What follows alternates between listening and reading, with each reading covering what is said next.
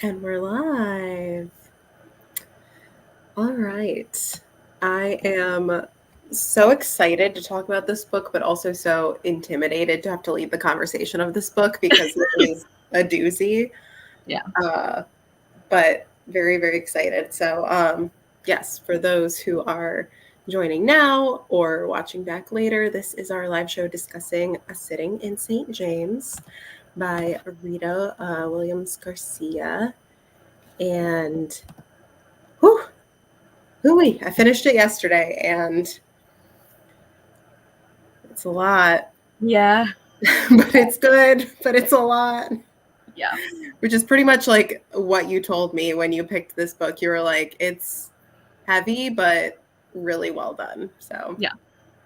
And I concur.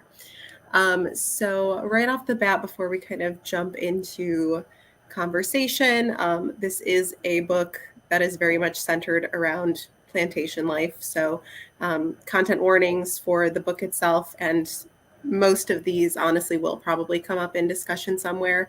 Obviously slavery, and then just like everything possible related to that. So racism, the N-word, family separation, violence, abuse, really of all types, sexual assault, grief, homophobia.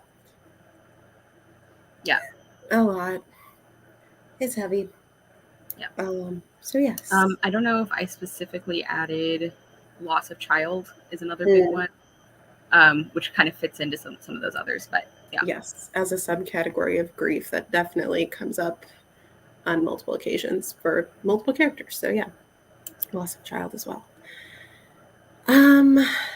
Yeah, so I guess right off the bat, let's talk about experiences with this book because this was a reread for you. Yes. It's something brand new for me. So if you just, I guess, tell me a little bit about your first experience reading the book, kind of how you landed on this as a good one for us to talk about, as well as your rating. Yeah. So I first read this, I think it was like a year ago, maybe a little more or less, somewhere around a year ago. And it was for a project where I was reading books that had been nominated or books that had won lesser known children's book awards. And this was one of the ones for the young adult book category. And I can't remember now which award it was. It might have been the Kirkus Reviews one, but I'm not sure. And I was just really blown away by it. Like, I had really loved the middle grade trilogy that Rita Williams-Garcia wrote, which starts with One Crazy Summer.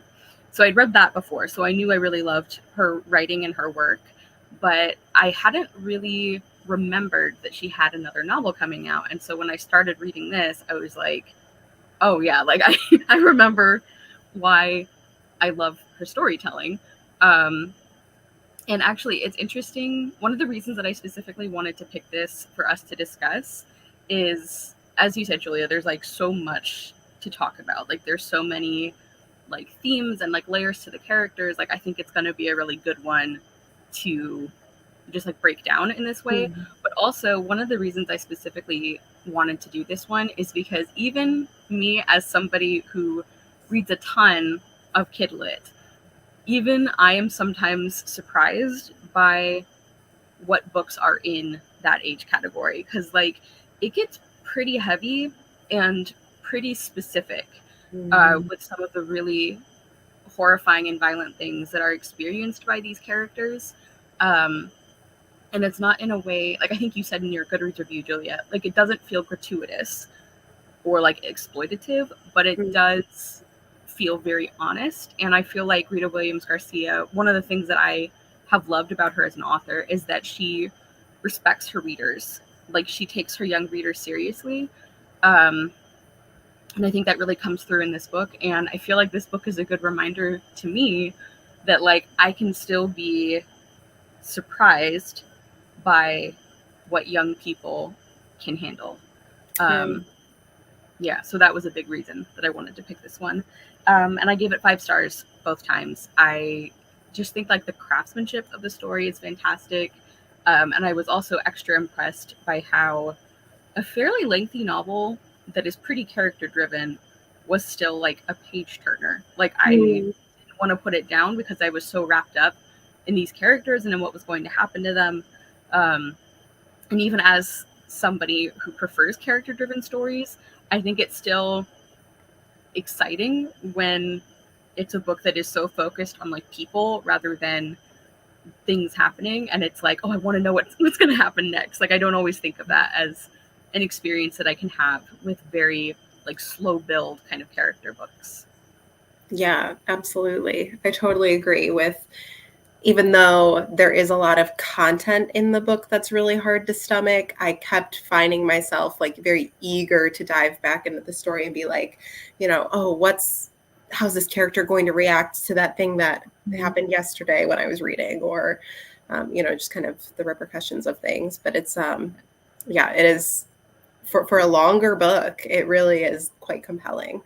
Yeah, for a long character-focused historical fiction, I was reading it almost like a mystery. Like I was like, "What's gonna happen next?" So yeah, I do think, and I'm sure we'll get more into this later too, or we can just talk. I purposefully, I was like, don't write a hard like agenda because we will get off task.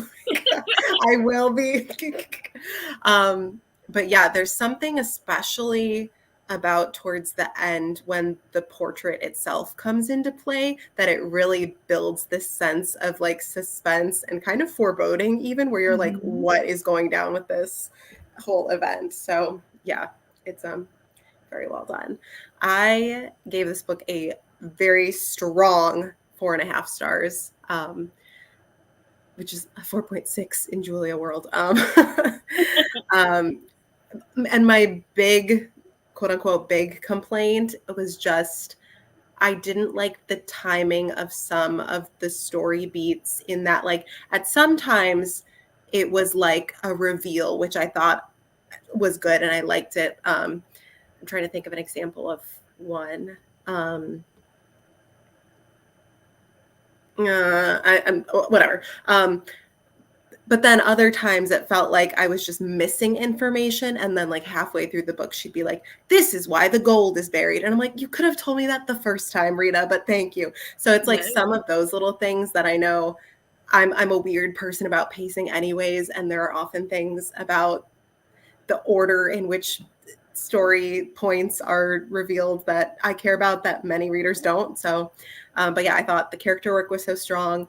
Writing was so strong. Like I said, it was like a story that I just couldn't get out of my head.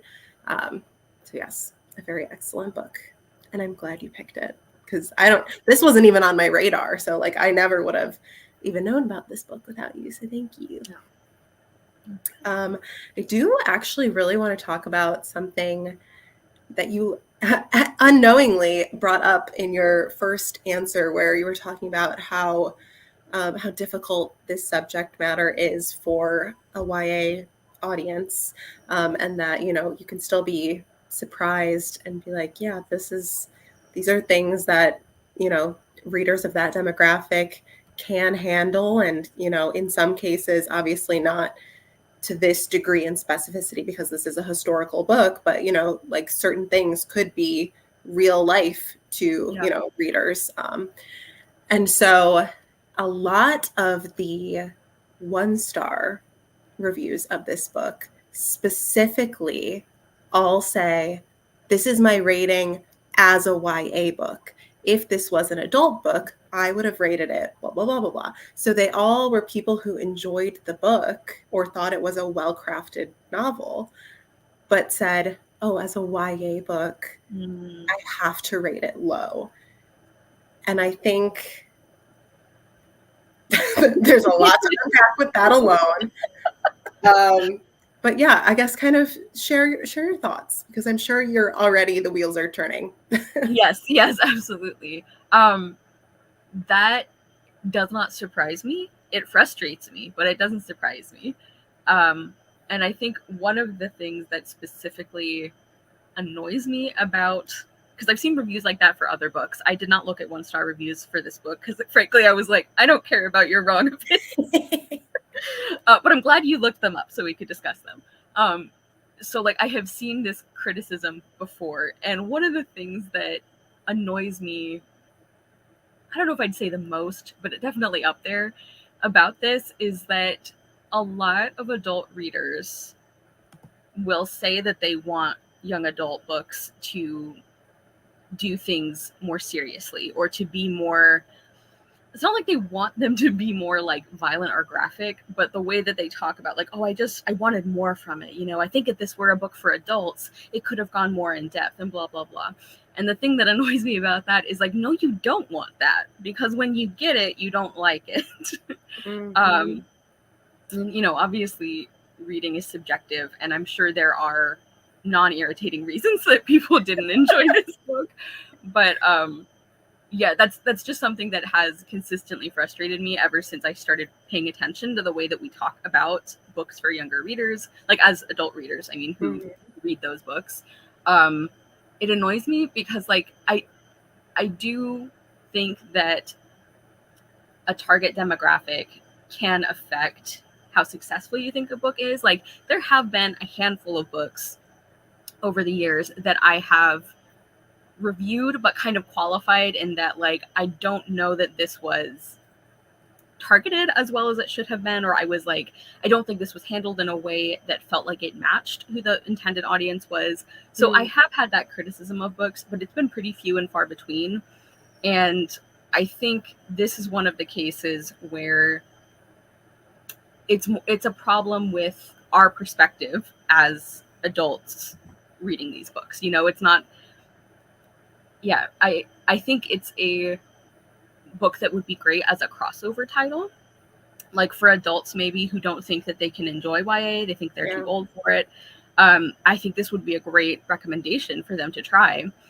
But yeah, I don't think, there's something that's very obnoxious to me about, like, well, this book was really good, so I don't think it's really YA, you know, or very effective, I should say. So yeah, you were right. I had a lot of thoughts about that, Julie. Yeah. Well, I just think it's so interesting that people don't take, well, I guess they do kind of take fault with the book, but they can enjoy the work for what it is and then go, oh, but you said it's for this audience.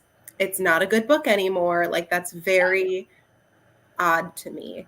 I think, it could be, and it's a matter of opinion, but there could be cases when people might say, like, this book was really well done. I think maybe this element was, perhaps written in a way that wasn't appropriate for this audience, or could give young readers the wrong idea about XYZ. Like, it could be, certain cases like that. But when your narrative is so centered on slavery, I feel like you cannot, there is no shying away. It has Exactly. to be there Like, because if you told a kid appropriate version of this story, it would be a lie.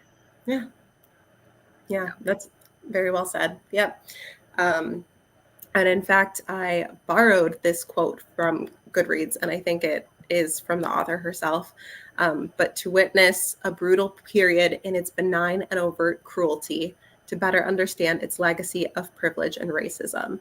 Um, because yeah, without just the, I love that benign and overt cruelty. I think that Yes. is exactly what it is, because it was commonplace. It was Mhm, every day. mhm. It was the norm. And to shy away from that, I think would have impacted the story so negatively. It just would not have been as effective as it was. And it would have been, like you said, a lie. Like, it just wouldn't Yeah. be any good. And disrespectful to the people who actually experience these things and who are experiencing repercussions still today. Like, Mhm. yeah, I just don't think, like you were saying earlier, I don't think that that criticism of age appropriateness is like automatically invalid, but I think in perhaps more cases than we want to admit, I think it is a flaw in the perspective of adult readers who yeah, who maybe just aren't, I don't think it's always like willful ignorance, but like who just don't understand that kids can read stories about these things for various reasons, one of them being that unfortunately they have experience with some of these things. And so it is wild to me that you would say, no, this is inappropriate for you to read, but you also experience it in your daily life, and that's, you know, fine, or that's not like, yeah, like, not that I think reviewers are saying that kids going through these things is okay, but it's odd to me that that's the part of the problem you would address. Is like, you shouldn't be reading this, not like you should not have these things happening to you. Right. Yeah, the outrage is misdirected. It should be at the fact that those things are relatable to the lives of some of these readers, and instead it's like, well, that shouldn't be written about. It's like, well, I think again. And I specifically remember, I mean, this is a little younger than YA, sort of into the YA age, but being in 7th grade specifically, I remember we had to read so many books that were like historical fiction, that were so heavy and like hard hitting. It was like Red Scarf Girl and oh God, I can't remember. It was something about a marble. I don't know. But at the time I remember being like, these books are so sad. Like, why do we have to read these? Like, at the time I was like, no, thank you. But in hindsight, I'm like, well, if we hadn't read those sad stories, like, we just would not have learned about the historical events surrounding it in an accurate way. Like, it just would have been ineffective. So of course the teachers picked those, like, you know, it makes sense to me now. Let's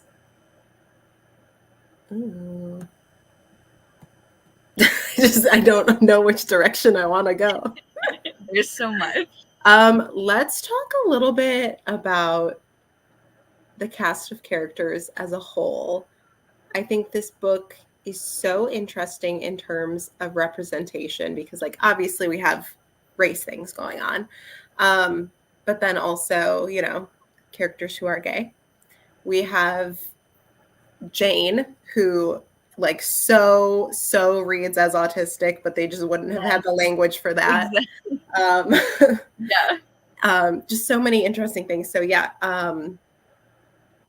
I guess maybe share with me like almost some superlatives. Like, who did you find like the most compelling to read from? Who was the hardest point of view for you? Characters you enjoyed, those kind of. That's a good question. Let me see.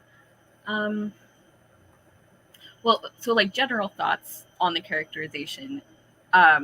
We both said how well done it was.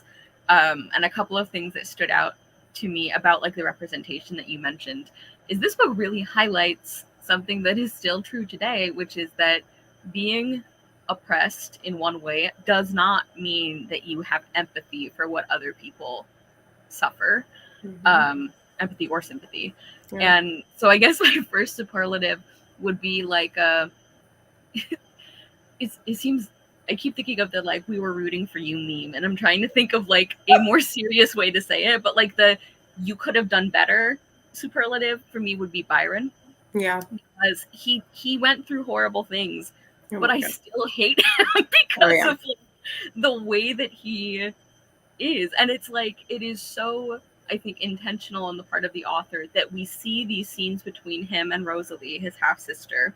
And some of the scenes are nice moments, but the whole time in the back of your head, you're like, you don't think she's a person. You literally own her, you know? And I think that is important to have that conflict of, like, in a lot of other stories, Byron would be a very sympathetic character. But that knowledge is separate from who he actually is in this book. Absolutely. Yeah. And then, let's see, other superlatives. I think highest impact relative to how little their point of view was in the book is Miss Lily. Her story, I mean, honestly, all of the enslaved characters, their narratives are heartbreaking in different ways. So I'm not saying that like one of them suffered more than another. But I think with Miss Lily, I was really struck by how little we actually get her point of view, and then we see her a little bit in other characters' perspectives, but yeah, like it just, she's her backstory and her current life, it's so compelling the way that the author writes it, and especially as you learn more details about what happened to her son. Yeah, which, speaking of which, like, it's hard to rank how much I hate like the vast majority of the white people in this book, as it should be hard to rank. If I had to one, the one that, like, the one I'd send to jail first, Lucian. Yes, agreed. I hate that man. I want him to get trampled by horses. Like, oh my god. And again, as he's supposed to be, like, he was very effective, but I despise him with the fire of 1,000 suns. Yeah. And then I think character that most exemplifies the quote you read from the author about the benign and overt racism is Madame Sylvie. For sure. She really, and kind of similarly to Byron, it's like, I would feel for you and for some of the things that happened to you, but you're such a disgusting human being that I can't. Yeah. There's that little bit at the very end of the book where Marguerite, I was like, say her real name, because I was gonna, if I forgot it, I was gonna be so pissed at myself. So yeah, where she is like thinking, like, you know, she would think about Madame Sylvie and think about all the things she learned from her, and because she could relate to some of the loss that she experienced, it kept it from being like 100% hatred and rage. And that was, like, I think so accurate, where, like, obviously we as readers are just separate from the story, but it is such a fascinating move to put who are essentially antagonists in the center of the story, in like the main character track. And there are things about them that can be sympathized with. You know, there's complexity, there's occasionally humanity right there. And it's almost like you and I have spoken about, like, the Sylvia Moreno-Garcia effect, where, like, you do not like that character, but you fully can understand from the writing what makes them tick and their motivations, and you can get that from the story. Yeah. And even, like, the beginning, like the prologue, where we see Sylvie when she's very young, and I remember, like, the first time I read it, because, like, I knew the very overall premise of what the book was about, but I didn't exactly know who was going to be in what role or anything like that. Right. And so when I started the book, I was like, okay, so Sylvie, we feel for her. Like, we're kind of, like, more sympathetic. And then after that prologue, it felt very intentional on the part of the author. Like, it didn't feel like a cheap trick. It felt like she was saying, like, yeah, this is how it is like, it makes the cruelty of these slave owners, I think, more real, because it's like, they were people, they fully understood what they were doing. Like, it's not like they were these, like, evil, non-human beings, if that makes sense. It was like, they, like, even as they were lying to themselves that Black people weren't people, they knew what they were doing. And I think showing those moments where you could sympathize with them if they were different people, I think that sort of heightens that portrayal, if that makes sense. Like, yeah. Right. It would be a much more, like, basic story to paint us a picture of, like, these 100% evil, sadistic slave owners who just, like, march around, like, constantly, you know, berating and whipping everybody. But there are moments of, like, casualness and even, like, some like quote unquote like friendliness when we see like Yeah. Byron and Rosalie like having their moments, and then just seeing the juxtaposition between him where he can view her as his sister sometimes and then view her as not a human being other times, and yet Rosalie can never turn that off. She is constantly like, Exactly. say the right thing, don't make a wrong step, because he holds the reins in this situation. Yeah. Yeah, and like there is plenty of the very like overt abuse, and I think it's important that the book does acknowledge that and show that. Um but yeah, like some of these characters and relationships, especially like the moment between Byron and Rosalie when Byron orders her to go and get a blanket, and like Rosalie has this thought of like how quickly she turned from sister to slave. And Mm-hmm. it's like Byron, like he genuinely believes that he cares about his sister, but like you can't if you don't view her as a person. And Mm-hmm. even the fact that like when they were like playful like in their childhood, he like would call her the N-word, and Rosalie has to lie as like we were happy children. It just it yeah, like I think that was so well characterized. Like that relationship I think really highlights how you cannot have any kind of meaningful relationship between people when one of the people does not view the other one as a person. Mm-hmm. um yeah. Yeah, 100%. Related to that a little bit, not to, I still want to talk about character, but I literally, some of my bullet points are just like quotes that stood out to me, Yeah. because I'm like, we need to unpack that. Like that was like one sentence where I was like, hold the phone. Yeah. In one scene, and I really wish I could remember the context of the scene, Madame Sylvie says to Thisbe, you are a body, not a whole person. Yes. That's her exact words to her face. And I was like gobsmacked, even though character wise, it made perfect sense that that is her way of thinking and viewing Yeah. what she believes is her property. But I just like, yeah, that really, I can't even talk.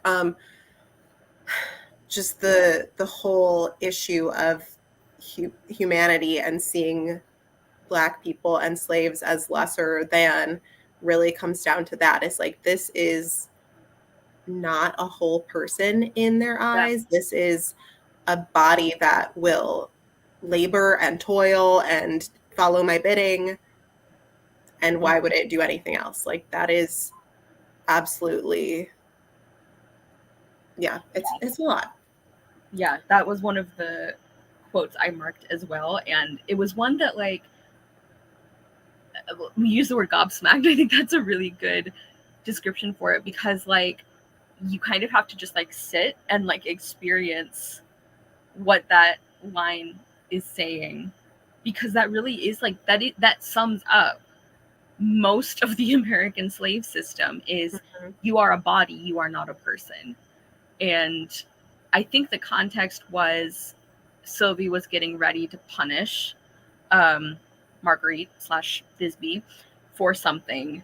She was going to hit her hands with the hairbrush, and I don't even remember what it was because it doesn't matter Right. what it was, honestly. But yeah, that moment really struck me as well. Like, and there were so many lines like that where, in context, they flow with the story perfectly. Like it sometimes I get the feeling when I'm reading a book where like even if I like the writing, there are moments where I'm like, okay, you wanted to use this quote, which is like not a bad thing necessarily, but it feels sort of like planned almost, which is a silly thing to complain about. But in this book, I feel like there were so many lines that out of context, I'm like, wow, that's an amazing line. But even like in the story, they're also doing so much work because of the characterization choices and like the way that the story is set up as a whole. Yeah. Yeah, I totally agree with you. Because I do think I did listen to it on audiobook, so I don't have the way I normally would, like a bunch of quotes tabbed or written down, but there were times where I literally paused my audiobook and went back 10 seconds and I was like, type it down quick, because I was like, that was one that just like really struck me, or I knew we needed to talk about, because yeah, there are really some very effective lines in here. Yeah. And you might have a question about this later, so if you do, feel free to postpone. I don't know if your audio version had the author's notes. It did it? Mm-hmm. Okay, good, because sometimes they don't do that, which I think is weird. Yeah. So while we're talking about the cast of characters, and you kind of talked about this, where like having the white slave owners in the sort of main character track, Mm-hmm. but also like, yeah, the plot, a lot of the plot stuff is about them, but they think they're the main characters of everyone's story, and they're not. And Rita Williams-Garcia talks about in her note, and I actually tabbed it this time because I can never remember the way that she says it, but like basically she was not going to make her Black characters perform their humanity or perform their dignity. Mm-hmm. And I think that is one of the things that really makes this book like, I don't know, a masterpiece, like, is that it doesn't perform for the reader. And it's like in these little moments where, and we'll talk about this when we get into quotes, because I marked some of them, but like these little moments where the, Sylvie or like Lucian or whoever, their perspective obviously is like, well, I am the center of the world. Everything, like, this is a piece of furniture who I order to serve me and all of that. And we know as the reader, because of the way that she uses those perspective changes and everything, that it's like Marguerite is performing her like blank face, and so she's like thinking to herself about how later she's going to be so mad about this, and now she can't. And even like just those little things, and the things about like the code switching that they do, and how when they're getting out, they're trying to escape being whipped and further abused, and so they perform being the like, stupid like enslaved person. They talk with like a stronger accent than they usually do. Like all of that is so, in a way, subtle in the story, but like just so effective. I don't remember why I brought this up in connection to what you said.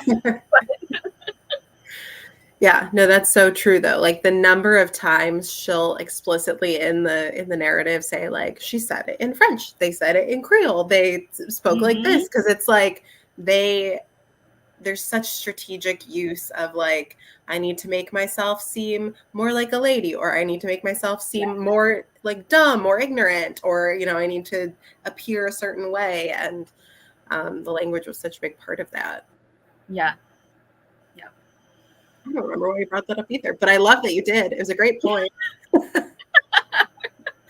But yes, I do agree that, that all of the Black characters in this book did not have to, like, as was her intent. They were not performing their humanity. It was just so like inherent to the story. Like, and honestly, okay. I'm sorry. What was that? No, go. I was agreeing, and I was saying like their dignity was so inherent to who they are that Rita Williams-Garcia was kind of like, I don't feel I should need to prove it to you. Like, that did not need to get spelled out. Yeah, exactly. It's like, I'm just going to tell the story, and you should be able to understand the humanity part yourself. You'll get it. Trust me. Yeah. I mean, even that Toni Morrison quote that she talks about, that's basically like, this is a you problem. Like racism is like a white people problem, which is true, and we don't often enough think of it like that. And I feel like this book really reflects that. 100%. Yeah, and I do think that kind of circles back to kind of like the variety of really hard to digest topics that are in this book. And the epilogue is so good. In Marguerite's part where she's like writing her journals and talking about, how her descendants, like her family, like they did not want to read them. And specifically, it said who wanted to know of or be reminded of slavery. And just that idea of like trying to like not think about it because it's too hard to, think about how just everything that contains, but that is important, and that she believed, she's like, I'll stash them away. Eventually someone will cherish these memories because they are important. I love, again, it's like these like little tiny touches in the writing. It's like, I love that in that epilogue it is referred to as the Carver LeBrun house, that it's like both of their names. I love that. And like that Marguerite was like, I want a contract with my name on it. And I'm like, I'm so proud of you. Like, I'm so oh my God.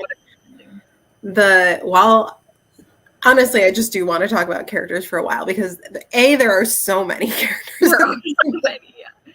And like you said, it is really character driven, and that is like the heart of the story, is all these different characters that we kind of see snippets of their lives, but also, wow, so many thoughts about so many of these characters too. Like the scene where Marguerite learns that she is named after a dog. It was so powerful. And I was like, I need to take a moment because, wow. Yeah. Yeah. That's crazy. And I do love, I think something really interesting about all of these characters, and Marguerite, that is, might be not the exception, but like the least applicable to what I'm about to say. I think it's very interesting that this book gives us all these characters and they all change so little over the course of the novel. We have a lot of, like, in some ways, there are characters who get introduced like Jane, and you're like, oh, and they're going to make her, like, no, she leaves the book the same with a girlfriend. Like, she did not change at all. She leaves the book having given her friend her lesbian awakening. Like, yeah. And oh my God, speaking of which, I have never in my life, if there's a character named Eugenie, she is a lesbian. It's just a fact. I've never seen one who isn't. That's hilarious. That the unexpected lesson from this book. Yeah. Every time. Yeah. I love that you brought that up because I hadn't thought in terms of like character arc. It's not really a character arc because, as you said, most of them stay the same. And I feel like that fits in so perfectly with what the author is doing, where it's like it's not like these characters like needed to learn that they were being oppressed, like they knew it. And circumstances can sometimes change in a way that lets them do something more about it. But there wasn't any like wasting time of these like enslaved people being like, wait a minute, I don't think I like being like, because I swear like there are some historical fiction books where it almost feels like the white author is like, oh well, we have to set up like this like realization. It's like, no, you don't. Like they knew. They're aware. They have always known. Like, yeah, it's so I love that you brought that up because I hadn't thought of it in those terms. And I also love it on the other end of the spectrum too, where it's like you would think like, oh, maybe like Byron realizes his privilege and he relates his oppression to no, absolutely not. Oh, maybe Madame Sylvie learns. No, she does not learn a damn thing. And she never will, and she doesn't want to. Okay. Yeah. But I think that is like so real and so human to just like people's circumstances change or their, like opportunities in life might change. But there are many cases where people learn and grow, and sometimes they don't, and they just stay the same and enter a new chapter of their life. And I think that's kind of interesting the way she implemented that. Oh my gosh, who else to talk about? Because I feel like the characters, yeah.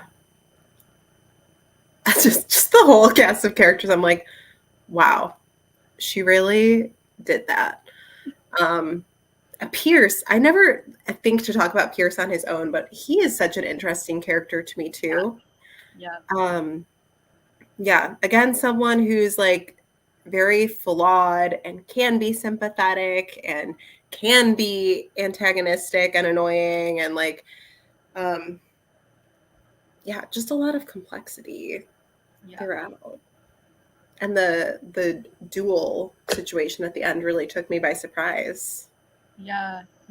I had actually forgotten. Like, I remembered from the first time I read it that like the party blows up, basically. Like, that something shocking and like very complicating happens, but I didn't remember the specifics. And then as soon as it started, I was like, oh yeah, I remember this now. Yeah, like it's funny. I don't think of Pierce as like a standout character by himself either, but he is still so well written and interesting because yet again he had some absolutely despicable things happen to him, but it doesn't seem, I don't know, it doesn't seem to have changed the way he feels for other people. Mm-hmm. And he's also interesting because he's a Yankee, he's a Northerner. Yeah. So he doesn't own slaves. He is not as materially invested in the institution of slavery. But it's really interesting because it very obviously is not a deal breaker for him. And I think that is one of the functions of his character, is that he's just like neutrally allowing like despicable things to happen around him.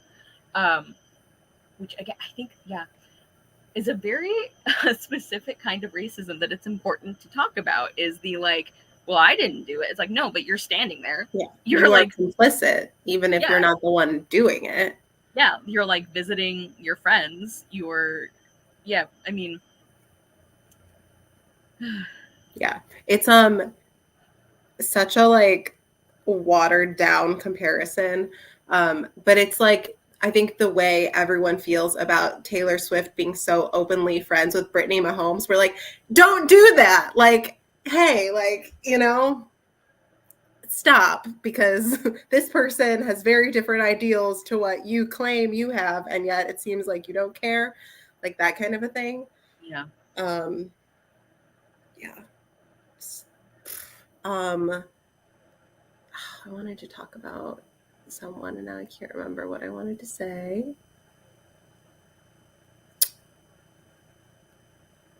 Oh, okay. So this actually is one of my, again, like minor complaints about this book. And I guess maybe it wouldn't be a complaint if I understood the intention better. I was going to say, I don't know how I feel. I feel icky is how I feel, that her two gay male characters both experienced sexual abuse, and that's not really unpacked anymore in terms of their sexuality. You know what I mean? Because I feel like that, and I guess it didn't occur with her like sapphic characters, which I feel like is like more of a stereotype, is like, oh, you're a lesbian because like something happened and you're afraid of men now, or like whatever. But I don't know. I think I just had wanted, because both of the stories that they shared were like so horrific and like truly, pedophilia should have been on the list. Yes. Speaking of, but yeah, that they were so hard to read. And then I was like, but also I feel like we need to delve into that somehow. Well, and with Pierce specifically, it sort of sounded like, from the way it was worded, like even though these things that happened to him were horrible and he wasn't trying to excuse any of it, sort of like a side effect of it was that he realized he was gay. And that part, like, I don't love that like his realization of his sexuality was connected to being sexually abused. Yeah. So that's a good point. I think with Byron, it was a little more clear that he already knew, and that the things that his father made happen to him or around him, that sort of just like, it was not even reinforcing it, but it was like something that happened, and one of the reasons it was horrible beyond the obvious is that he already kind of like knew that he was gay. And I guess arguably that his father knew or was concerned about that as well. Right. Yeah. So that's a good point.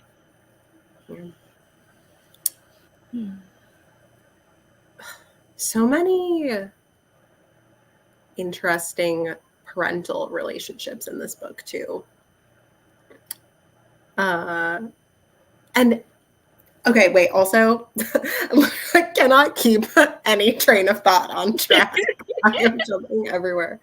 But I think, like you said earlier about Byron being like the one white character who's like almost sympathetic, almost could have been like, it's so clear every single time that I almost like forgot and like got on the Byron train, he'd be like, I love you, grandmother. And I'd be like, no, she's terrible. And he literally saw no faults in anything his grandmother did ever. And I was like, oh yeah, that's right. Yep. Or I feel like Eugenie that happened with as well, because I could feel myself like still wanting to like her almost, because you know, I thought she was an interesting character. I loved the way that she treated Jane as like a person who knows her mind, and that's, you know, but like every time, like you said, every time I would start to sort of think like, okay, maybe Eugenie is like one of the better ones, you know, one of the good ones. And then she would say something to Rosalie where I'm like, oh no, what? Shame on me for being fooled again. Which again, I think is very intentional on the part of the author. And I think it's very interesting that as a reader, like as a white reader especially, that I'm sort of looking for more goodness in these characters than there actually is. Yeah.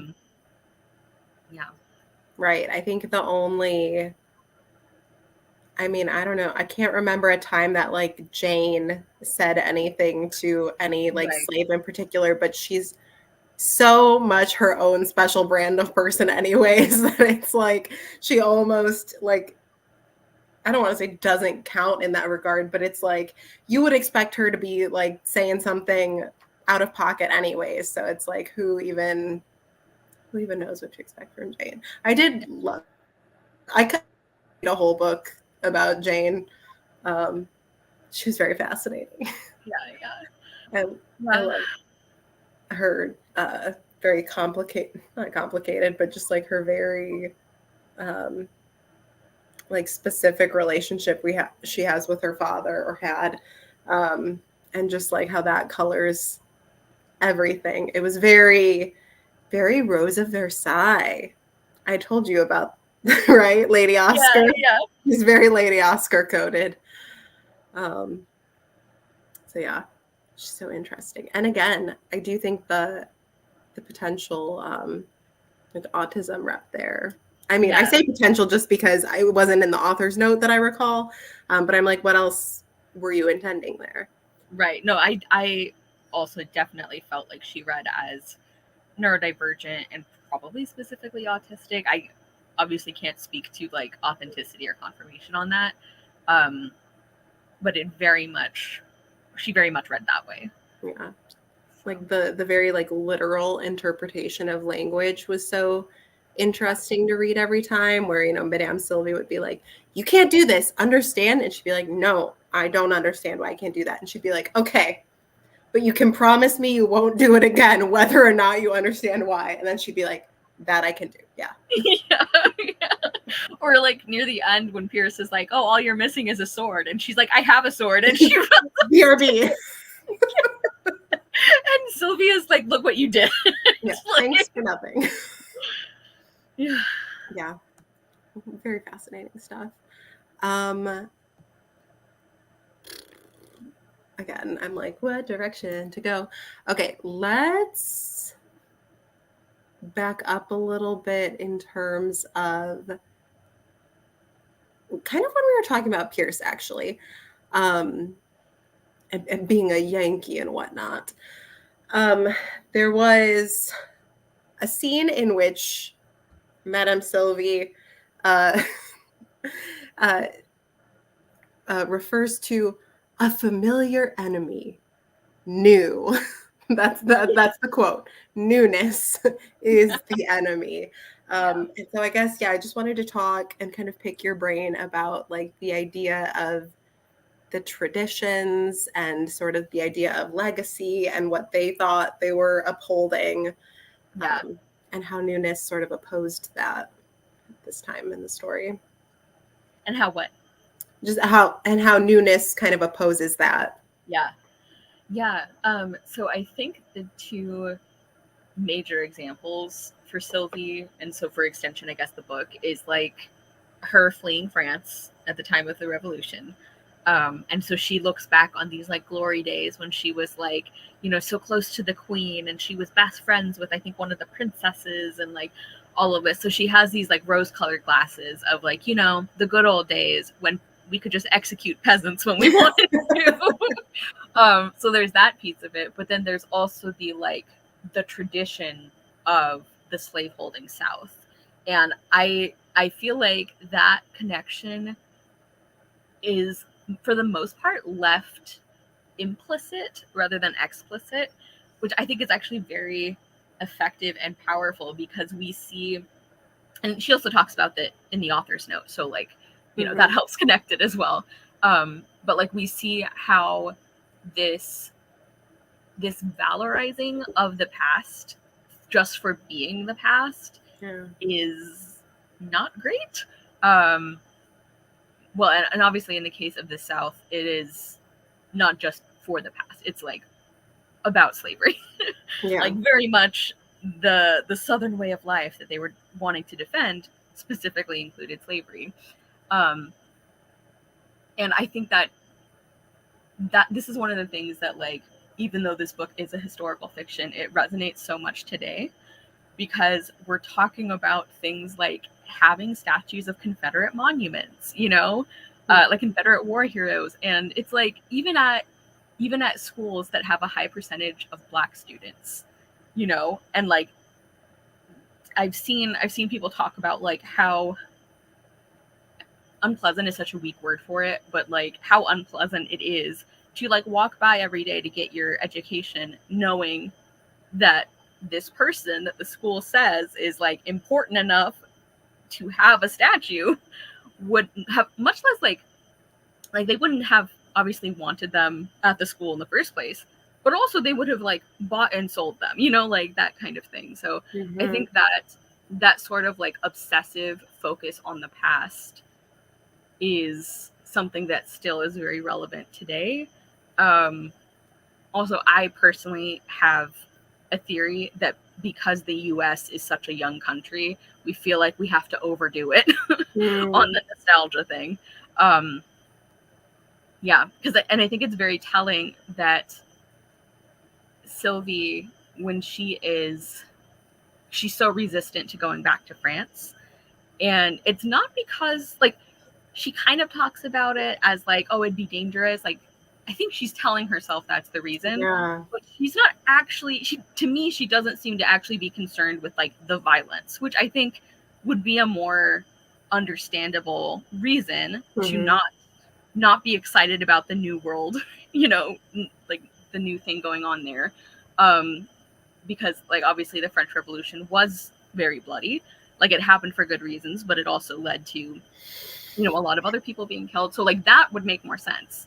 Yeah. But that doesn't seem to be what her issue is. It is that like she is still clinging to this idea of herself as being like the most important person. Like she was in the queen's court. She was best friends with the princess. Like she can't let that go. So, and to me, that feels completely separate from what actually the revolution entailed. Yeah. And like we also see that reflected with this main part of the story taking place in Louisiana, which is like one of the biggest reasons that Sylvie does everything is that she has to be, well, her and Lucian and all the other white slave holders have to be above people in order to feel like they are somebody. Mm-hmm. Sorry, I feel like that train of thought got away from me a bit, but it was a great question. No, I completely, I followed every piece of that answer. So thank you.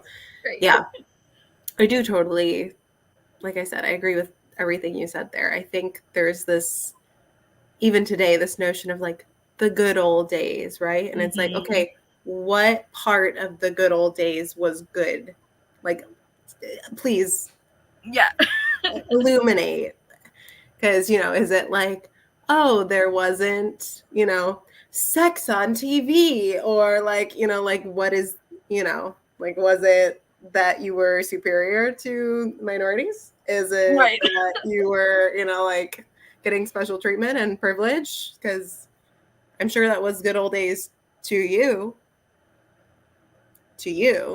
Yeah. Not to everyone. Yeah. And of course that's, what makes like MAGA such an infuriating catchphrase, is like, which period? What was the great time? Yeah. Do let us know. Right. Like, wasn't like, even just mathematically speaking, it wasn't great for most people. Yeah. Statistically, I'd love to know what the greatness was. Yeah.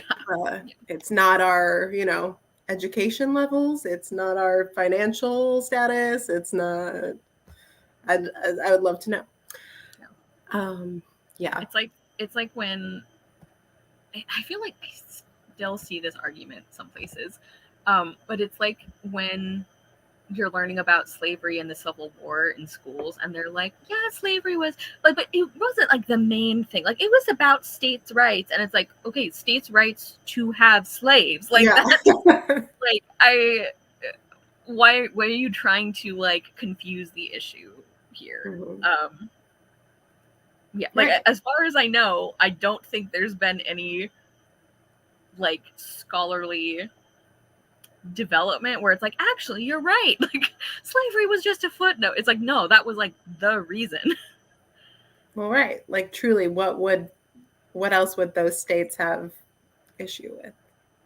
Like, other than the fact that they're being told they can't keep their slaves. Like, yeah. Wild. Oh, wait, I have another quote that goes with that whole thing too. Yay. I should have wrote down whose POV we were in when these things were being said. I feel like this was in a Byron moment. I could be wrong. But it was about the idea kind of like legacy and doing things the same way, where pride, even false pride, overruled sense. So yeah, just that whole idea of like, well, it doesn't matter if I'm doing something that actually makes things harder, or, like doesn't really make sense. It's the way that it's done, and I need to maintain my status or my whatever. So that's how I'll just keep doing it.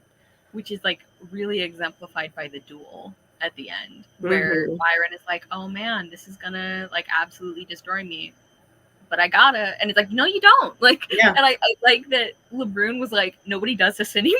Like, what is wrong with you, basically? Like, this is just like, you say it, but then you apologize and you move on. And he's like, no, like, we have to duel to the death. Yeah. And the fact that it worked out for him and Pierce was an accident. Like, that's like, I can't get over that.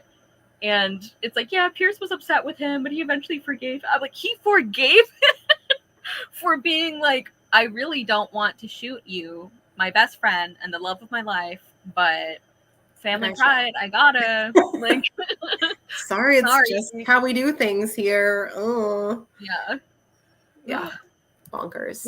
Which again, not that I like think like, oh, Pierce deserved better, because like they were both terrible in various ways, as we've discussed. But it's just like very strange to me that they were able to make up so quickly, like during the course of a boat ride. Like, sorry about that time I almost murdered you in cold blood because a nebulous concept of family honor demanded I do so. Like, what?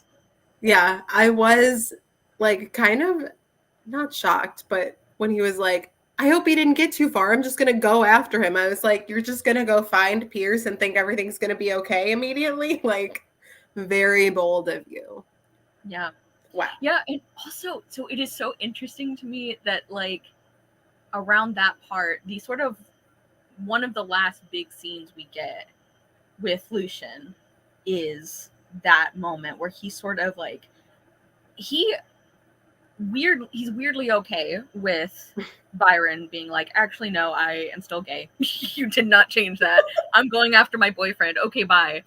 And obviously Lucian is probably in shock partly, but he seems to take it in pretty good stride. And then with Sylvie, one of her last big moments is like that she finds out that Byron is gay, and she still gives him the signet ring and is basically like, go off and live your life and be happy. And I was reading those parts like, cool, you're still the worst. Like, why? Yeah. Like, that is so interesting to me that we have spent this entire book rightfully hating both of these people. But it's interesting because at the end, they do show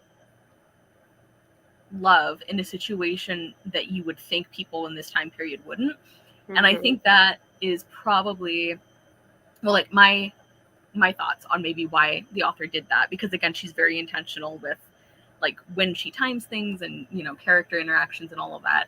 I think maybe one of the things it's supposed to say is loving somebody doesn't automatically make you a good person. I mean, it's like you even hear about like these truly reprehensible people in real life where it's like, oh, they really love their dog. And it's like, great, still a murderer. Like, so I don't know if you had like thoughts on those scenes specifically being like kind of the end for, I mean, it's not the very end, but like one of the last sort of big. Yeah, I think that's a great point. And I think it kind of lines up well with the timing of Lucian digging up the gold and finding so very little of it. And this idea of like, okay, all of a sudden, like, you know, if we don't have this money, what is our legacy? And, you know, like what power do we hold? And kind of the dissolution of tradition as it kind of falls apart for this whole family. And so it's like, at this point, yeah, I guess, what does it matter if you're gay? Like, just go run off with your boyfriend, I guess. Like, what else do we on? For you to inherit now. Yeah. I just, this is like the weirdest comparison, but I was thinking about how like with Sylvie and Lucian, despicable, the worst, 0 out of 10 people.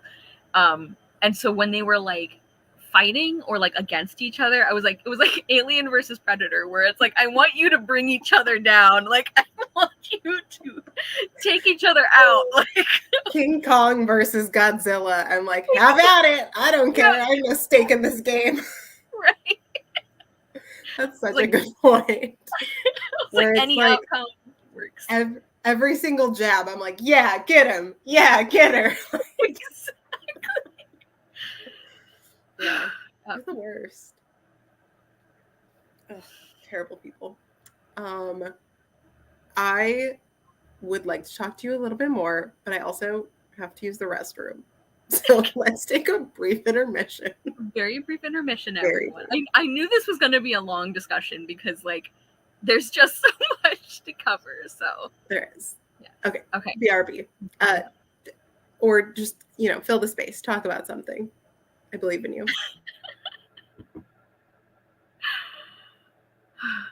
Okay. I will be your intermission monologuer, I guess, while Julia is gone. One thing I can do is a reminder of what our next book is going to be. So let me double check that before I say anything. Let's see. Let's see.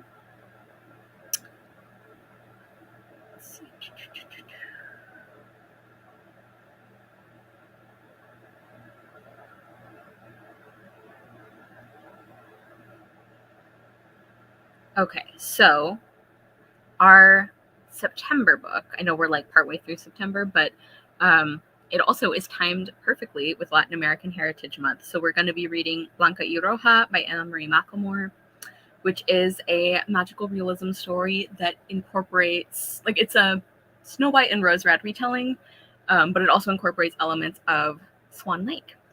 And it's obviously one of my favorites, which is why I picked it. So that is going to be what we're reading for the month of September and into like early October. It's much shorter than A Sitting in St. James. So it shouldn't be as much of a time commitment, but yeah, I'm very, very excited about that one. And I don't think Julia and I have finalized who is running the discussion for that one. So keep an eye out for that information. But yeah, that's what we're going to be reading. I'm very excited. I think it's funny that I've read, I think that's the only Anna Marie McLemore book that I've reread so far. And it's going to be like the third time I read it, which is funny. It is one of my favorites, which is not the popular opinion. It doesn't have great ratings. And I have some like friends who have read it and they didn't care for it either. So I'm hoping and thinking that Julia will like it, but we will see. Which book are you talking about? Blanca y Roja. Oh, yes. I'm very excited. Like it. I'm very excited. Okay. I think my last, like, quote unquote, big thing I want to talk about is the title subject, right? The actual sitting, the portrait. Because like I alluded to earlier, I was like, as soon as what is the painter's name?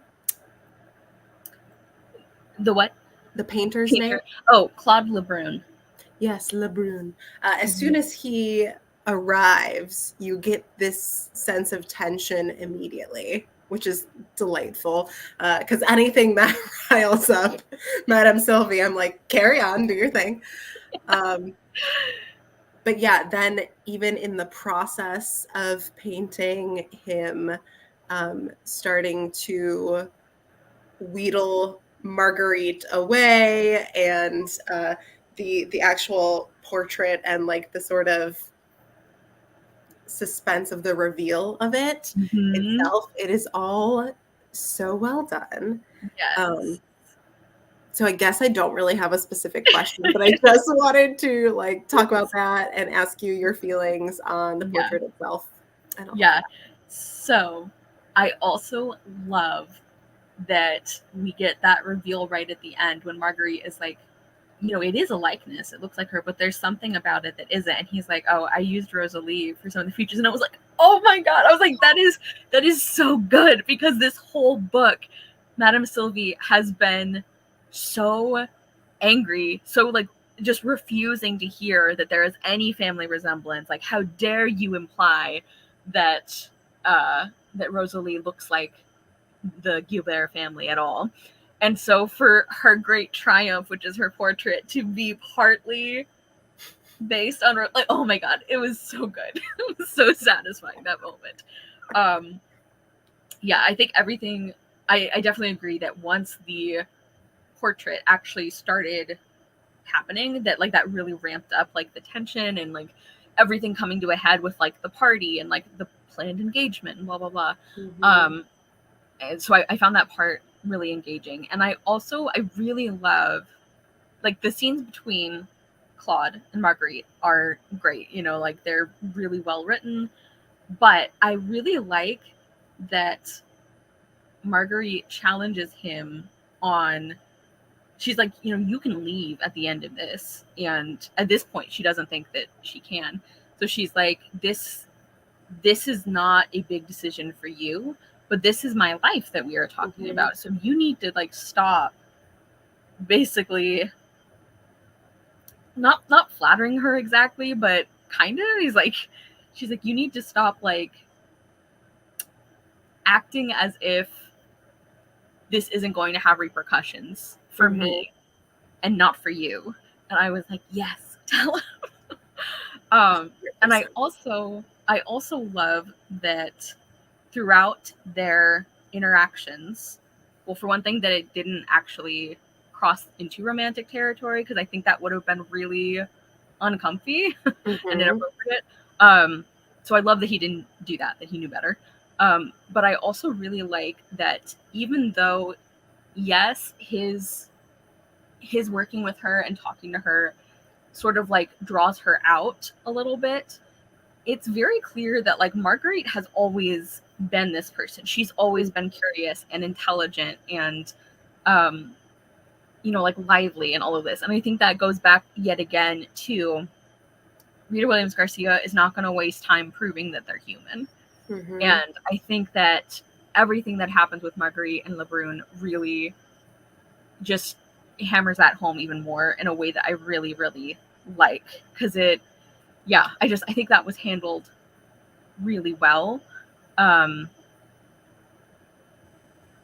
don't know where else I was going with that. I was like, good stuff. Love that. Yeah. I agree with you. I think actually in both regards, we'll talk about the Marguerite Lebrun relationship and also the portrait and Rosalie. I think in both cases, it's such a testament to her craft in that she plants the seeds so nicely throughout the whole book. And then at the end, we yield this fruit of the aha moment, we see so many scenes that mention like, oh yeah, Byron doesn't really have the family resemblance. Rosalie, on the other hand, even though she, they do not want to admit it. Well, her dad wants to emphasize it, but her grandma's like, mm-mm. And then that ends up being such a gotcha. And then likewise with Marguerite, like every scene she's in, truly, it is so clear that she puts on this facade. She knows the part she plays every day. She talks about, how she just lets her eyes glaze over. And when people mention her name, she just acts as if she doesn't hear them directly talking about her when she's standing 2 feet away. And everything is still going on under the surface, but it's like a duck treading water, right? Where it's like the feet going, but then the duck is just like there. Like that is her. And so when we see this, these interactions with Claude, like bring that out of her, it's just that it's that coming out of her. He's getting that real side of her to be revealed. It's not like he's like, see, you could be like this. It's like, no, she already is this. And now she's just actually responding in a way that is true and not just like the, answer she has been told is the correct answer. And he has the resources to actually help her get out. Like, it's not like she didn't want to leave before. Right. It's just that she really didn't have an opportunity that would have been like feasible at all, or had any chance of like reasonable happiness for her. So it's there's something else that you made me think of that I was going to say. What were we talking about? Was it with the painting? I don't know. It might come back to me. Okay. And I agree with you too. I'm glad that it didn't veer into explicitly romantic territory, because I think the literal romanticization of that relationship and how it played out would have felt icky. It's much better that it was just a human recognizing and appreciating another human and helping her get out of the situation that she's in. So and when they're in France, which is a free country, then they're on more equal footing, and so they are able to pursue a relationship that would not have been possible. Like, it would not have been possible to have a meaningful relationship, even like, I mean, arguably, even if they had gone to like the northern states, like obviously Claude wanted to go back to France and Marguerite wanted to go there as well. But it's like, even if they had found a way to stay in the US, it wouldn't have felt as equal or as honest between them. So I really like the way that it played out. And I did remember one of the things I was thinking about. So what you were saying about how like Lucian really does want to recognize Rosalie as his daughter.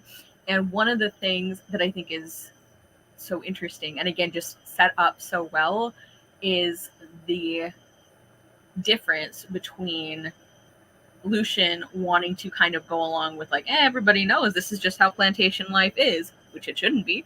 But like how it was like an open secret, you know, like, oh, of course the masters go down to the slave quarter whenever they want. And, you know, just like we said at the very beginning of the discussion, like it's so commonplace, like it's so like ordinary, and this is just how life is.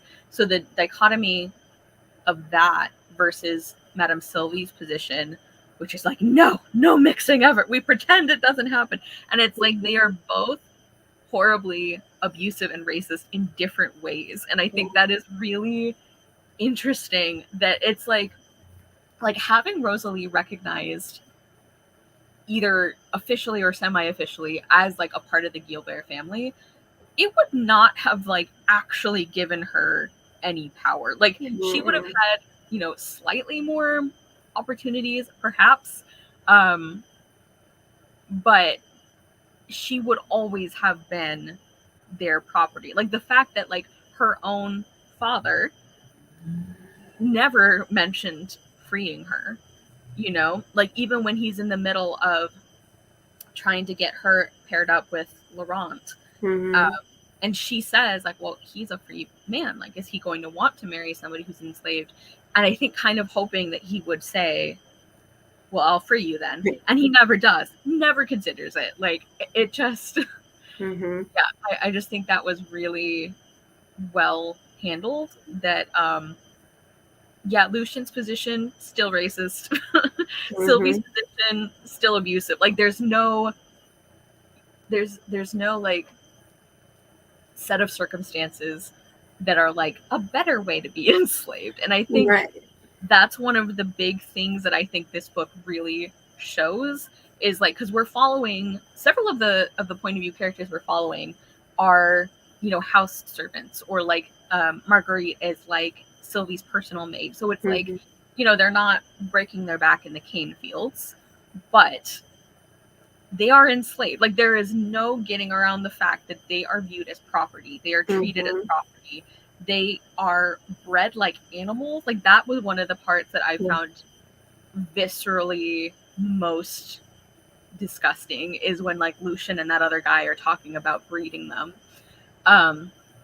So like there's no like not that bad when it comes to things like slavery. And that's like a really obvious thing to say, but that is maybe not so obvious, because you still sometimes come across sources that are like, oh, well, you know, some of the smaller like farmers and plantations, it's like they didn't mistreat them as much. And it's like, even if you treat somebody very well, if you have paper saying that you own them and therefore they are not a person, like it doesn't matter how nice you are to them or how like well you treat them. And I that's one of the things that I kept coming back to with this book, is like I think it shows that really well.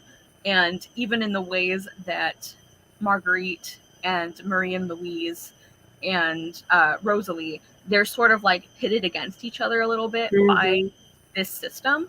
I think it is so clear though that it is the system doing it. And I think that is like really good as well. Sorry, that was like such a long answer. That was a great answer. Are you kidding me? I think that's so pertinent, because I think there's, like you said, like often this idea, especially for white people who are feeling their white guilt, right? To be like, well, not all slave owners were as bad as others. Not all slave owners. Yeah, not all slave owners. And like you said, regardless of, you know, if you're physically abusing slaves or just making them work day in and day out for no money and literally owning them, like those are still both bad things, albeit one is worse, but neither is a good thing. Yeah. Well, and and it's like worse in different ways, because it's like, yeah, like the physical labor is obviously a huge aspect as well, but like you also see that the people who are in the big house, you know, like Marguerite is kept from even seeing her family. And so like there are, yeah, like there's so many different ways that slavery hurts enslaved people, that like trying to like rank it against each other, that feels like a white person thing to do. Like you were saying. Yeah. So here. Sorry, I think I cut you off. No, I was just thinking of like, you know, when we like talk about the founding fathers, and then we have to be like, so George Washington did own slaves, and it's like, yeah, he did. Like, Mm-hmm. you can't just erase that as part of history. Like, even though we like to talk about XYZ things he did that were wonderful and maybe were great for our country or whatever, still shouldn't just look at him as a whole person and be like, A+ of a man, love that guy. Because it's like, no, even in the circumstance of the time, like you thought that was okay to do. Like that's genuinely what your life was. And that's and like I think something that is important to remember when we are talking about that is like, yeah, time period is helpful for understanding context, but it doesn't absolve people of their actions, because there have always been abolitionists. But even if there hadn't been, like we said earlier in the discussion, Black people always knew they were enslaved. So and they always knew that was not okay. Right. Like the argument of like, well, they didn't know any, like, yes, they did know better. They very much did know better. For sure. Yeah. So I agree with that for sure. Yeah. True. Okay. I got through all my big bullet points. I know I shared a sprinkling of quotes, but I would love to hear some of your favorite lines from the book. Awesome. I do actually. The floor is yours. Wait, let me move my stuff out of the way. Also, a reading from Sitting in St. James. Also, I do want to quickly say, I think the cover of this book is so beautiful. It's such a well-made cover. Like, yes, stunning. It really is. It really is. Okay, let's see. Okay, and I feel like a lot of these are some that we were talking about, where it's like in isolation, still a great line. In the context, even greater line. Like it's, while it can't be said that they were happy, the bond between Selma and Jack allowed each day to rise, bringing them crumbs of humanity, and they learned to make a meal from those crumbs. Yeah, like it's a beautiful line, but it also so clearly points out that, like, yeah, we may talk about, like, the book is going to talk about relationships that bring some of the enslaved people joy, and, you know, different things that happen that are bright spots in their lives, and none of that can cancel out any of what they're going through. Mm-hmm. Let's see. Okay. About Madame. Madame couldn't understand why she was made to suffer so, why it had taken 14 years for her to deliver a healthy daughter, only to see her blossom and then die in the most horrific way. Now, it is true that blacks and mixed bloods also succumbed to yellow fever, that those mothers picked up their hoe and broke the unsympathetic ground and cried for their losses. But what were those losses to Madame but notations in the ledger? What were the mournful wails and moans of the field that, even when they carried across hundreds of cane acres, were no more to Madame than the howls of animals? Mm-hmm.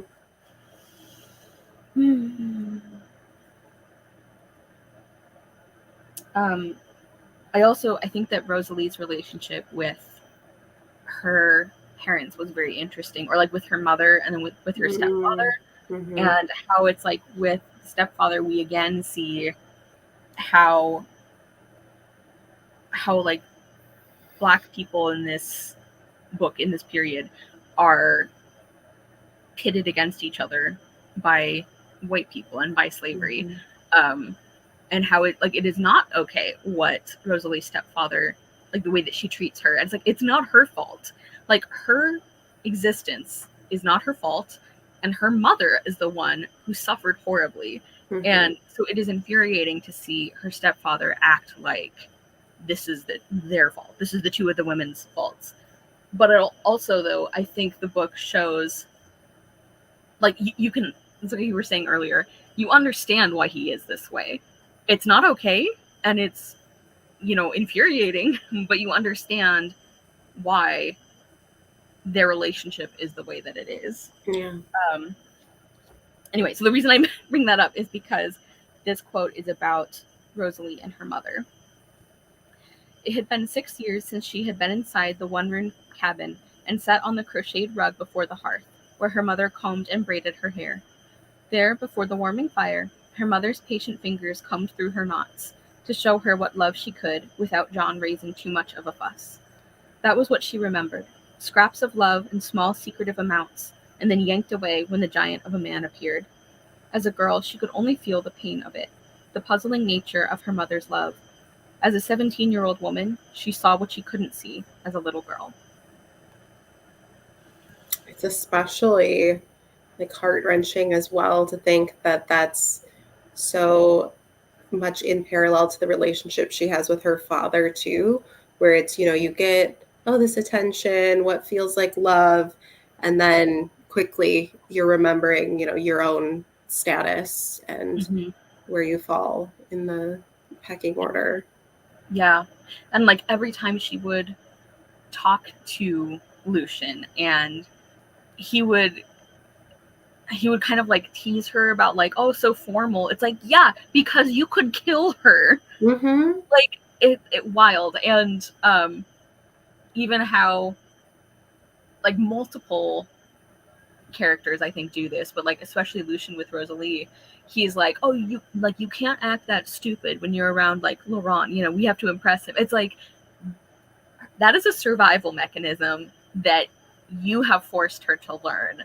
And so it really is like adding insult to injury that these slave owners are judging the people that they enslave for the way that they have to survive. Like it's like just wow, on top of the actual things they do to them, it's like, also, I'm gonna think less. Like you're not a person, but I think you're even less of a person because of, oh my gosh. Truly. And Byron did the same thing to her. Remember, like when she first gets brought back from school and he's like, you keep calling me Monsieur. And she's like, well, what am I supposed to call you? Like, yeah. It's like she knows not to trust that. Like he's like, oh, it's fine. Like we're friends. And she's like, are we? Yeah, sure. Oh, you talked about this earlier, the part where Marguerite finds out that she was named Thisbe for a dog. And this is such a good line. At this moment, as she heard from Madame's mouth that she had been named for a dog, Thisbe felt the painter's eyes on her. She didn't react. She didn't blink. For 3, maybe 5 seconds, she didn't breathe. But only she knew her breath was trapped within her. The moment that she would steal later, for herself, for her soul, her outrage, would be for her alone. And I think descriptions like that happen throughout the whole book. And I think that is what keeps this so firmly about the Black characters in this book and how they have always had this dignity and personality. And like, I mean, the fact that like that last sentence, the moment that she would steal later, for herself, for her soul, her outrage would be for her alone. I feel like that just sums up the like perspective the author has on like her characterization, which is like they've always had their selves and their souls and their outrage. And like I guess that's my point. Yeah. And it's not the way that it's phrased so clearly shows that it's not just about like, oh, I can't react and let Madame Sylvie perhaps see, a glimpse of how I'm feeling. It's like, I will not let a single white person in this room perceive how I'm feeling. That's about me. And I will do that later on my own time. Like, exactly. It's so well written. Yeah. And I think even in some moments when she and Lebrun are alone, I feel like she kind of, if I remember correctly, I think she even sort of like calls him out on like, sometimes I don't want your pity or your sympathy. Like I'm feeling this, and you're outside that. Kind of like when she's telling him, for you this is maybe a distraction, like oh, it'll be interesting if I can like pull her out of her shell kind of thing. For me, it has consequences. And again, I like Lebrun a lot, and I think that like I don't think he was being flippant with the way that he was, treating her or talking to her. But number one, she had no way of knowing that or trusting that. And number two, it almost, I don't want to say it doesn't matter, but the most important thing is what Marguerite says and feels about that. And if he really cares about her personhood, he has to like let her feel that. So yeah, his outsider status is so interesting in that that's what enables him to help make those changes in her life. But also it's like, like what right do you have to just come in here willy-nilly, uproot like the way things are? And I don't know to what extent you are serious and genuine about the things that you're doing and saying. And it's very interesting. Yeah, like if he hadn't been like famous or wealthy enough, or from another country, I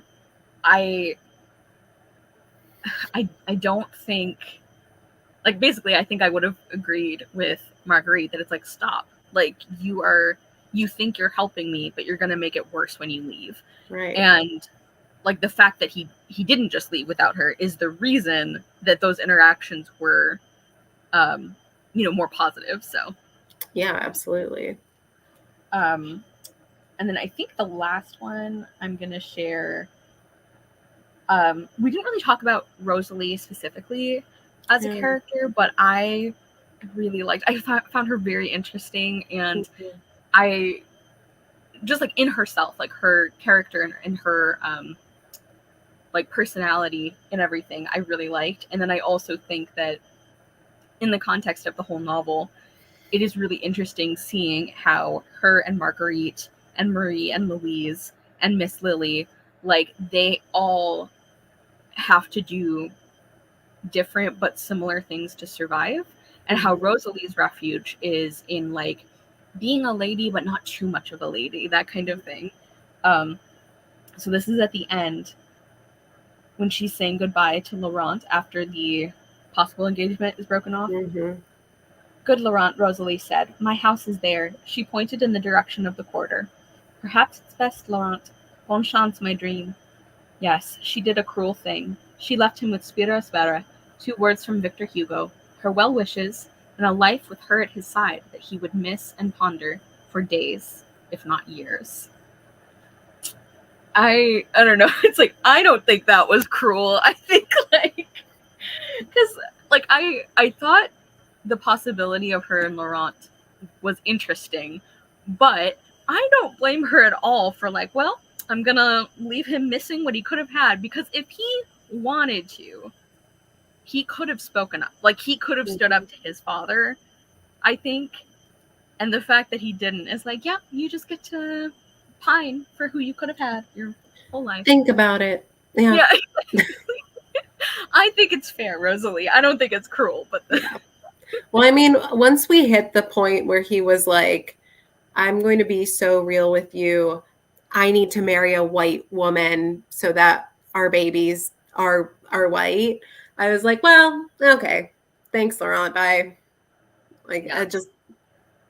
And it's like I understand completely why he feels that pressure. Of course.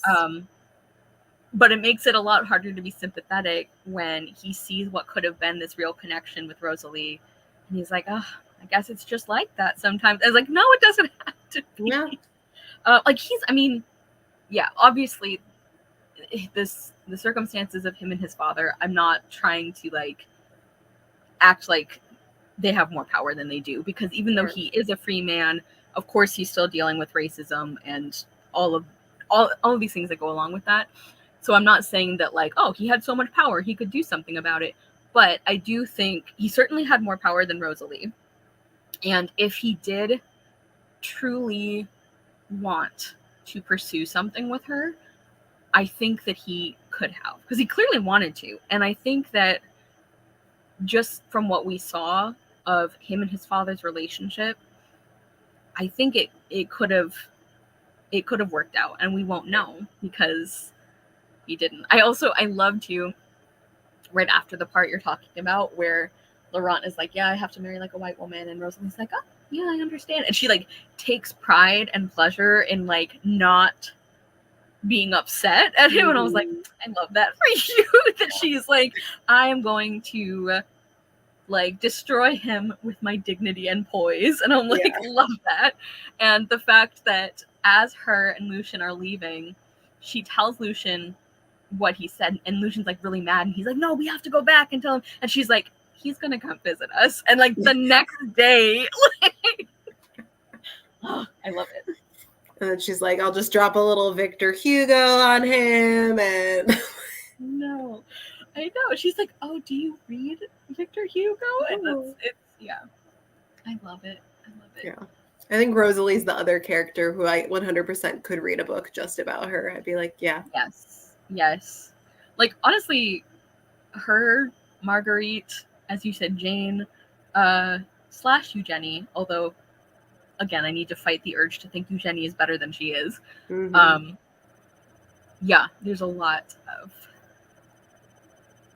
of these characters that I like. That's why I'm glad we got the epilogue and we kind of saw how everyone was doing. And even though I am high-key upset that Lucien got a pretty happy ending, I'm like, well, for one thing, unfortunately, that is the kind of thing that happens. But also, I'm like, all right, everybody else is doing well. Like, Rosalie is doing well for herself. Marguerite is, even Miss Lily is, after a while. So I'm like, okay, I'm happy with the epilogue overall, and I just pretend that Lucien wasn't in it.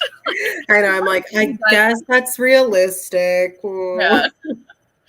Yeah. But whatever. And even like just, I think one of the reasons that I find Rosalie such an interesting main character, and like I don't have a favorite. Like I love all the characters we're meant to love. But one of the specific things about her that I really enjoy reading about is that she has this very carefully trained facade of like demure, reserved, like perfect manners, but not too perfect when she's talking to white people. Like she has to like walk this line, and she does it so well. But then underneath that, she has this rebellious streak that she is very careful about when she shows it or when she uses it, but it's there. And I even really love how the epilogue is like, Rosalie knew that if she had married a white man, she could have passed as white, and then her children would have been as white. And she's like, but she brought home the darkest skinned man she could find. Madame Sylvie expired on the spot. And I was like, he died. Oh man. Yeah. Yeah. Madame Sylvie's like literally the memes of like when someone's like, oh my God, I died. She's like, no, I died. She literally was killed by her own racism, and I feel like that's kind of beautiful. Yeah, cheers. Yeah, wish Lucien would have been there, but Yeah, it is. Okay, and see, not to draw us back into conversation when I'm like getting ready to wrap up, but I do think it's so interesting the way that Marguerite and Rosalie's storylines, like they're almost like mirror images in a weird way of like they're sort of they're just in this predicament where, like, on the one hand, Marguerite is kind of like the right hand of, you know, the most powerful woman on the whole plantation, right? And she, like, you know, has that, I don't want to say relationship with her because it's a one-sided relationship, but she's like involved in the household, whereas Rosalie like literally is her family but cannot be before her eyes, right? Like is completely shunned by her. It's very interestingly done. And very much shown in the scene where Jane goes swimming. What an iconic scene. I can't believe we didn't talk about that. Pierce is like, come on in, the water's great. And she's like, you got it, dude. Like, I'm in. Yeah. And oh my gosh, the number of times like whoever was in the room with her just gobsmacked that she does not wear underwear. And I'm like, girl, I understand that it probably wouldn't be as comfortable as that, but like, just for practical reasons, I think it maybe would have been good. Oh man. Jane. Yeah. What a fascinating.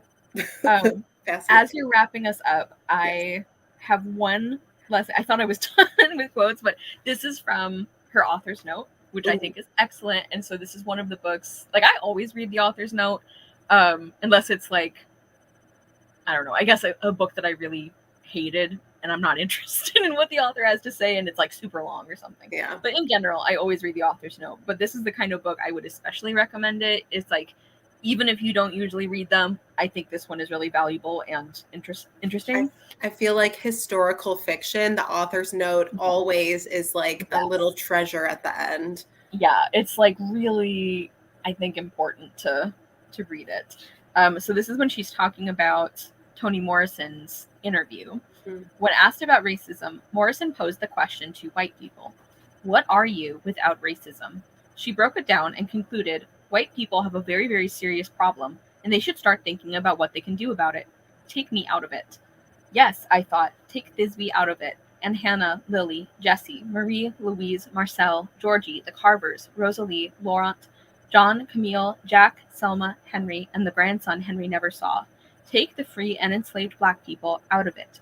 While they would be present in the story, I wouldn't task them to answer the boy's question, or to prove themselves extraordinary or human. Instead, I would look at a family whose livelihood insisted on slavery, and the enduring legacy of racism handed down to their heirs, regardless of their connection to an antebellum past. I think in a nutshell, that is what she was trying to do with this book, and I think she succeeded beautifully. So. And on that note, that's where we wrap up, because that's perfect.